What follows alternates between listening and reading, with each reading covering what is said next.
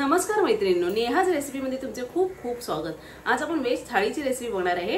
त्यात आपण दोन भाज्या, वरण भात, पोळ्या आणि गोडाचा पदार्थ बघणार आहे, खीर बघणार आहे। चला तर मग वेळ न घालवता थाळीची रेसिपी बनवायला घेऊया। पण त्याच्या आधी तुम्ही माझ्या चॅनल नवीन असाल, अजून माझ्या चॅनल लाईक शेअर सबस्क्राइब केला नसाल तर खाली लाईक शेअर सबस्क्राइबचे बटन आहे ते क्लिक करा। त्याच्या बाजूला बेल आयकॉनचं बटन तेही क्लिक करा, म्हणजे ह्याच्या पुढचे माझे जे नवनवीन व्हिडिओ येतील त्याचे नोटिफिकेशन सर्वात आधी तुम्हाला येत जाईल।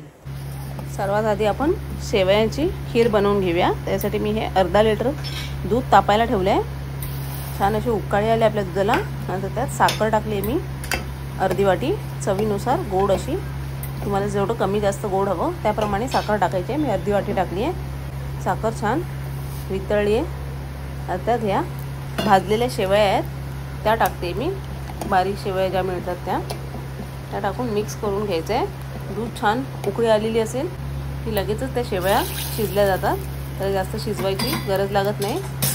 त्याच्यात हे काजूचे तुकडे मी थोडेसे तुपावर परतून टाकलेत। थोडे चारोळा असेल चारोळा टाकला तरी चालेल। वेलची पूड टाकली आहे 1 चमचा। छान असं मिक्स करून घ्यायचं आहे। अशी आपली शेवयांची खीर रेडी आहे। आता आपण गॅसची फ्लेम बंद करूया। आता एका कढईमध्ये मी भेंडीची भाजी करायला घेते। त्यात 1 ते 2 चमचे तेल टाकायचं आहे। तेल छान तापलं की मोहरी टाकायची आहे। मोहरी तडतडायला द्यायची आहे। नंतर 1 चमचा जिरं टाकलं आहे। ही बारीक स्वच्छ धुवून अशी कापलेली भेंडी टाकली आहे। धुवून पुसून घेतली एक भेंडी ती टाकली। त्याच्यावर कांदा टाकला 1 मोठा बारीक चिरलेला। त्यातच हिरव्या मिरच्या, कढीपत्ता, हळद टाकायचे 1/2 चमचा, 2 आमचुलं टाकले, कोकम। त्याने आपला भेंडीचा बुळबुळपणा हा कमी होतो, म्हणून जेव्हा भेंडी आपण परततो तेव्हाच कोकमा टाकून घ्यायचे। मीठ टाकले चवीनुसार, कारण भाजी ही आपण पुसून घेतली स्वच्छ, तर पाण्याचा अंश नाही आहे, मग ती लागू शकते खाली कढईला, म्हणून मीठ पण टाकून घेते, म्हणजे मिठाच्या वाफेने छान अशी भाजी शिजते। सर्व मिक्स करून झाल्यावर त्याच्यावर झाकण ठेवायचं आहे। झाकण ठेवून छान अशी आपल्याला शिजवून घ्यायचे आहे। छान शिजली की 1-2 मिनिटांनी झाकण काढून त्यात कोथिंबीर आणि ओला खोबरा टाकून मी एक वाफ काढून घेणार आहे। अशी आपली भेंडीची गरमागरम भाजी रेडी आहे। आता आपण मटारची उसळ करायला घेऊया। उसळसाठी ओले मटर घेतलेत मी एका कढईत। 2 चमचे तेल टाकून त्यात 7-8 लसणीच्या पाकळ्या चेचून टाकलेत। लसूण छान असे आपल्याला सोनेरी रंगावर करून घ्यायचे। ती झाली की त्यात हे 2 टॅमॅटो टाकले, छोट्या साईजचे होते म्हणून 2 घेतलेत। टॅमॅटोवरच आपण सर्व सुके मसाले पण परतून घेणार आहे। 1/2 चमचा हळद टाकली आहे, 1 चमचा लाल तिखट टाकले, त्यातच 1 चमचा गरम मसाला टाकला आहे। हे सर्व आपल्याला छान असं तेलावर परतून घ्यायचं आहे, तेल सुटेपर्यंत। आता आपण कांद्या खोबऱ्याच्या वाटणामध्ये उसळ करणार आहे। आता जे कांद्या खोबऱ्याचं वाटण आहे ते मी करूनच ठेवलं आहे। मीठ टाकले चवीनुसार। तर कांद्या खोबऱ्याच्या वाटणाची तुम्हाला रेसिपी बघायची असेल तर माझ्या चॅनलवर पण मी त्याची पूर्ण डिटेल्समध्ये रेसिपी बनवलेली आहे, तुम्ही जाऊन चेक करू शकता। हे वाटण घेतलं आहे मी, जेवढं आपल्याला घट्ट अशी गरगरीत उसळ करायची आहे त्याप्रमाणे वाटण टाकायचं आहे। 1 चमचा वाटण टाकले। वाटण पण आपल्याला छान असं तेलावर परतून घ्यायचं आहे। चमच्याच्या उलट्या साईडनी छान असे टॅमॅटोनी स्मॅश करून घ्यायचे आहेत आपल्याला। छान असं मिक्स झाल्यावर त्यात हे धुतलेले स्वच्छ मटार आणि बटाटा 1 कापून टाकला आहे मी। सर्व मसाल्यामध्ये आपल्याला परतून घ्यायचे आहेत मटार आणि बटाटे। छान असं परतून झालं की आपल्याला गरजेनुसार पाणी टाकायचं आहे। मटार आणि बटाटे शिजण्यापुरती लागेल एवढं। आता हे मिक्सरचं भांडं घेऊन मी पाणी टाकते त्याच्यामध्ये। आता छान याला अशी उकळी काढून घ्यायची आधी आपण।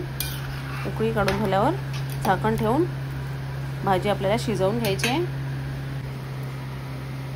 मटारची भाजी ही लगेचच शिजते, अगदी 5 मिनिटात, ताजे मटर असले तर। आता इकडे दुसऱ्या साईडला आपण तोपर्यंत वरण करून घेऊया। एका कढईत मी 2 चमचे तेल टाकलं आहे, त्यात मोहरी टाकायची 1 चमचा। मोहरी छान तडतडली की त्यात जिरं टाकायचं 1 चमचा। जिरं पण छान तडतडलं की त्यात टॅमॅटो, हिरवी मिरची आणि कढीपत्ता टाकून झाकण ठेवलं आहे मी। छान असे आपले टॅमॅटो स्मॅश होतील आणि फोडणी पण करपत नाही। छान असे टॅमॅटो नरम पडले तर थोडीशी डाळ टाकून मी स्मॅश करून घेते। हिंग टाकले 1/2 चमचा। तुरीची आणि मुगाची डाळ मिक्स करून कुकरला 3 शिट्यांमध्ये शिजवून घेतली आहे। आता टॅमॅटो पण चांगले स्मॅश करून घ्यायचे आपल्याला चमच्याच्या उलट्या साईडनी। टॅमॅटो छान स्मॅश झाले की ही शिजवलेली डाळ पण स्मॅश करून घेतली आहे मी आणि ती टाकली त्याच्यामध्ये। डाळ शिजवताना कधी पण डाळीच्या अंगाबरोबर पाणी ठेवायचं। जास्त पाणी ठेवलं तर डाळ शिजत नाही चांगल्या प्रकारे। अंगाबरोबर पाणी ठेवलं की छान अशी डाळ शिजते आणि स्मॅश पण होते। अशी आपली डाळ छान मिक्स झाली आहे। आता त्यात गरजेनुसार पाणी टाकायचं आहे। मीठ टाकलं आहे चवीनुसार। जेवढी घट्ट पातळ पाहिजे डाळ त्याप्रमाणे आपल्याला पाणी टाकून घ्यायचं आहे।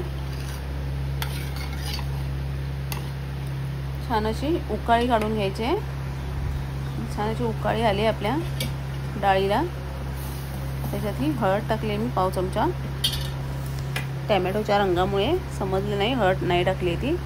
हळद आणि कोथिंबीर टाकून अशी आपली डाळ रेडी आहे। आता तोपर्यंत आपली ही उसळ पण शिजली आहे छान। 5 मिनिटात बटाटा आपण चेक करूया। बटाटा शिजलाय, मटार पण छान शिजलेत। आता एक वाफ काढून आपण झाकण ठेवून गॅसची फ्लेम बंद करूया।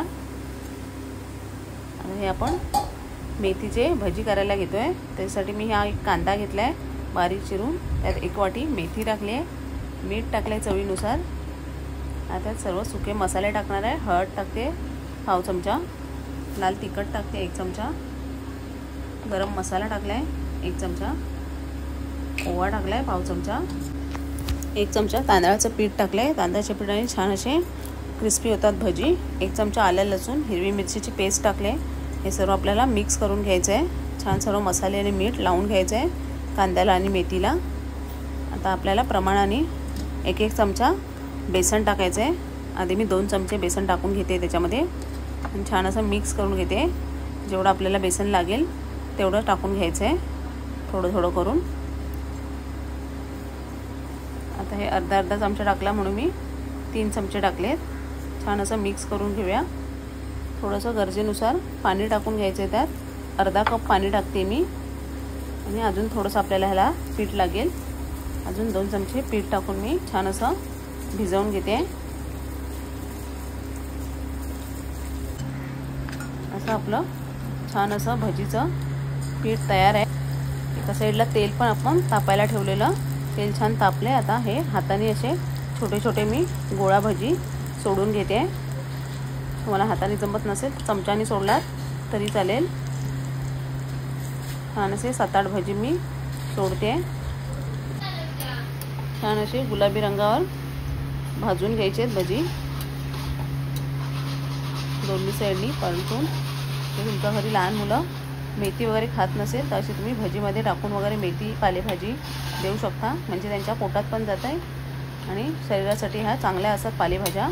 लहान मुलं खायला भरपूर नखरे करतात, मग त्यासाठी अशा प्रकारे करून दिल्या तर आवडीने खातात। संध्याकाळच्या नाश्त्यासाठी पण तुम्ही असे भजी बनवून देऊ शकता। दोन्ही साईडने असे छान आपले भजी तयार आहेत, काढून घेऊया। अशी आपली थाळीची रेसिपी रेडी आहे। आता आपण थाळी वाढायला घेऊया। मध्ये असा भाताचा मुदा केला आहे मी, त्याच्यावरच डाळ ओतली आहे, साईडला मीठ वाढलं आहे, त्याच्या बाजूला हा आवळ्याचा चुंदा आहे माझ्याकडे तो वाढला आहे, काकडी गाजर आणि टॅमॅटो वाढले आहेत सॅलडसाठी।